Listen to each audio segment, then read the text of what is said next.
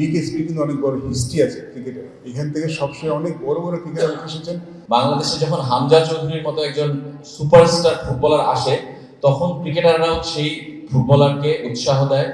ফুটবলে হামজা চৌধুরী আসার পরে বাংলাদেশের ফুটবলের মৃতপ্রায় ফুটবলকে একটা জাগিয়ে তুলেছেন। বাংলাদেশের বড় দুটো খেলা বাংলাদেশের মানুষকে হাসায়, বাংলাদেশের মানুষকে কাঁদায়। ক্রিকেট ফুটবল আলাদা কোনো কিছু নয়, দুটোই আমাদের খেলা, দুটোকে নিয়ে আমাদের সামনে এগিয়ে নিয়ে যেতে হবে। মেয়েদের উদ্দেশ্যে একটাই বলতে চাই, আজকে আমাদের মেয়েরা আমাদের বুকটা ভরে দিয়েছে যেভাবে তারা ফুটবল খেলছে। আপনাদের কাছ থেকে আমি একটা হাততালি পেতে পারি মুশফিক রহিমের জন্য।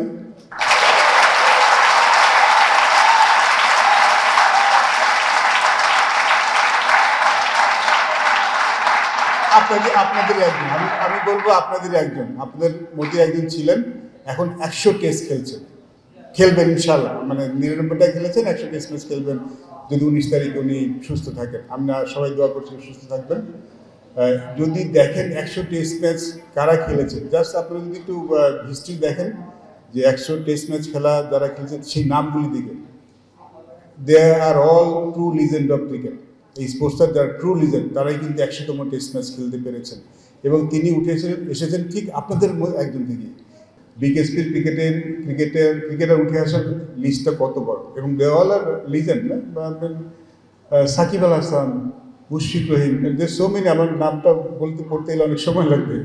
তো এইখান থেকে কিন্তু একটা বিরাট হিস্ট্রি অফ ক্রিকেট, আমরা হিস্ট্রি অফ ক্রিকেট বলি না, বিকেএসপি কিন্তু অনেক বড় হিস্ট্রি আছে ক্রিকেটের। এখান থেকে সবসময় অনেক বড় বড় ক্রিকেটার উঠে এসেছেন। I think you guys are very lucky. আমি মনে করি আপনারা সবাই ভাগ্যবান যারা ক্রিকেটের ডিসিপ্লিনে আছেন। হাবিব বাশার সুমনের কাছে যদি বলি যে আপনি সবশেষ ফুটবল খেলেছেন কবে, আমার মনে হয় 1 সপ্তাহের মধ্যেই বলতে পারবেন যে ফুটবল খেলেছেন। কারণ ক্রিকেটাররা ফুটবলকে খুবই ভালোবাসে। ফুটবল তারা খেলেন ওয়ার্ম আপের জন্য, ত্রিপুরাই চৌধুরী বলেছেন, কিন্তু আমার মনে হয় যে বিনোদনের জন্য খেলেন। বাংলাদেশ ক্রিকেট টিমেও প্রতিযোগিতা হয় যে রিয়াল মাদ্রিদ না বার্সেলোনা, ম্যানচেস্টার ইউনাইটেড না ম্যানচেস্টার সিটি, আর্জেন্টিনা না ব্রাজিল, বিশ্বকাপ আসলে আমরা এই প্রতিযোগিতা দেখি প্লেয়ারদের মধ্যে। ঠিক একইভাবে ক্রিকেটারদের মধ্যেও দেখি বাংলাদেশের ফুটবল যখন ভালো খেলে, বাংলাদেশে যখন হামজা চৌধুরীর মতো একজন সুপারস্টার ফুটবলার আসে, তখন ক্রিকেটাররাও সেই ফুটবলারকে উৎসাহ দেয়, অভিনন্দন জানায়, বাংলাদেশের খেলা দেখতে যায়। বাংলাদেশের ফুটবল ম্যাচ দেখতে আমার মনে হয় ক্রিকেটারদের অনেকেই গত 6 মাসে বাংলাদেশের জাতীয় স্টেডিয়ামে গিয়েছেন। তামিম ইকবালের কথা তো আমি কয়েকটা ম্যাচেই দেখেছি তিনি গিয়েছেন। বাংলাদেশের ক্রিকেটে যেটা করেছেন সাকিব আল হাসান, তামিম ইকবাল, বাংলাদেশের ক্রিকেটকে একটা ধাপ এগিয়ে নিয়ে গেছেন। ফুটবলে হামজা চৌধুরী আসার পরে বাংলাদেশের ফুটবলের মৃতপ্রায় ফুটবলকে একটা জাগিয়ে তুলেছেন। মানুষ খেলা দেখার জন্য আসলে এখন খুবই লাইন ধরছে। 4 মিনিটে 22,000 টিকিট বিক্রি হয়ে যাচ্ছে বাংলাদেশ ভারত ম্যাচের, 18 তারিখ ম্যাচ। নিশ্চয়ই আপনারা টিভিতে দেখবেন, এখানে থেকেও আমরাও দেখবো। সুতরাং বুঝতেই পারছেন যে সুপারস্টার একটা খেলাকে কতটা বদলে দেয়। সুতরাং বাংলাদেশের বড় দুটো খেলা বাংলাদেশের মানুষকে হাসায়, বাংলাদেশের মানুষকে কাঁদায়।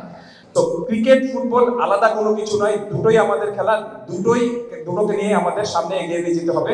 এবং ঠিক যেরকম ভাবে এখানে বলা হয়েছে যে দেশের ক্রীড়াঙ্গনে এই দুটো খেলার অনেক বেশি অনন্য ভূমিকা রেখেছে, তাতে কোনো সন্দেহ নেই। বাংলাদেশ ক্রিকেট বা বাংলাদেশ ফুটবল বা ক্রিকেটের যে কোনো সাফল্যের সময়, তখন সেটা কিন্তু আপনি কে কোন দল করে, তার রাজনৈতিক পরিচয় কি, তার দেশ কোথায়, তার বাড়ি কোথায়, এগুলো কিন্তু কাউন্টেবল হয় না। তখন কাউন্টেবল হয় যে এটা আমাদের খেলা, এটা আমাদের সাফল্য। ফুটবল ক্রিকেটের পাশাপাশি অন্যান্য ইন্ডিভিজুয়াল খেলা আছে, গ্রুপ খেলা আছে, ওগুলো হয়তো উন্নত হবে। বাট ফুটবল ক্রিকেট আমাদের দেশের জন্য অনেক অবদান রেখেছে, কিন্তু আরো অবদান রাখতে পারত। মেয়েদের উদ্দেশ্যে একটাই বলতে চাই, আজকে আমাদের মেয়েরা আমাদের বুকটা ভরে দিয়েছে যেভাবে তারা ফুটবল খেলছে। ওদের জন্য একটা জোরে করতালি। I feel proud of them. তারা মাথা উঁচু করে দিয়েছে আমাদেরকে, এবং আশা করি আমাদের ছেলেরাও করবে। 1972 সালের 15 জুলাই তৈরি হয় বাংলাদেশ ফুটবল ফেডারেশন, যা বাফুফে। 1973 সালে অনুষ্ঠিত হয় ফার্স্ট ডিভিশন লিগ, যেখানে বিজেএমসি চ্যাম্পিয়ন হন। পরবর্তীতে এই দেশে অনুষ্ঠিত হয়েছে Aga Khan gold cup, president gold cup tournament, যেখানে অংশগ্রহণ করেছে বিশ্বের নামি দামি ক্লাব এবং জাতীয় দল। 1995 সালে আমাদের অর্জন মিয়ানমারে 4 ন্যাশন টাইগার ট্রফি। 1999 এবং 2003 সালে প্রথম সাফ চ্যাম্পিয়নশিপ। বাংলা টিম প্রথমবারের মতো অংশগ্রহণ করে নাগপুর ক্রিকেট টুর্নামেন্টে। 1941 সালে 1 নম্বর জাতীয় স্টেডিয়ামে অনুষ্ঠিত হয়েছিল প্রথম ক্রিকেট ম্যাচ। এই স্টেডিয়ামে একটি টেস্ট ম্যাচ অনুষ্ঠিত হয় 1955 সালে। স্বাধীনতা পরবর্তীতে 1972 সালে তৈরি হয় বাংলাদেশ ক্রিকেট বোর্ড। 1977 সালে বাংলাদেশ আইসিসির অ্যাসোসিয়েট মেম্বার নির্বাচিত হয়।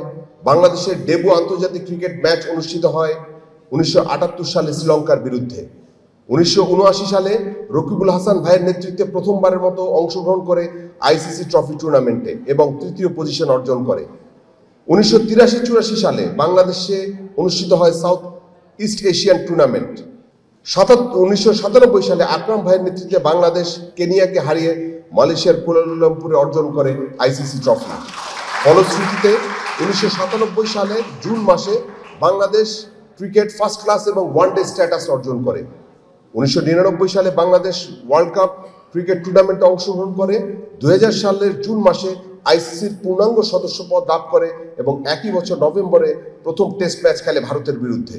অনেক নাম বলছি না, তার জন্য তোমরা মানে কষ্ট পেও না, বাট সব খেলা আমি পরিচালনা করি। আমার কাছে এই জায়গায় সব কিছু মনে হয় যে ফুটবল এবং ক্রিকেটটা যদি সত্যি তারা যদি এগিয়ে যায়, তাহলে পিছনের বাকি সব খেলাগুলি এদেরকে ফলো করবে এবং এগিয়ে যাবে।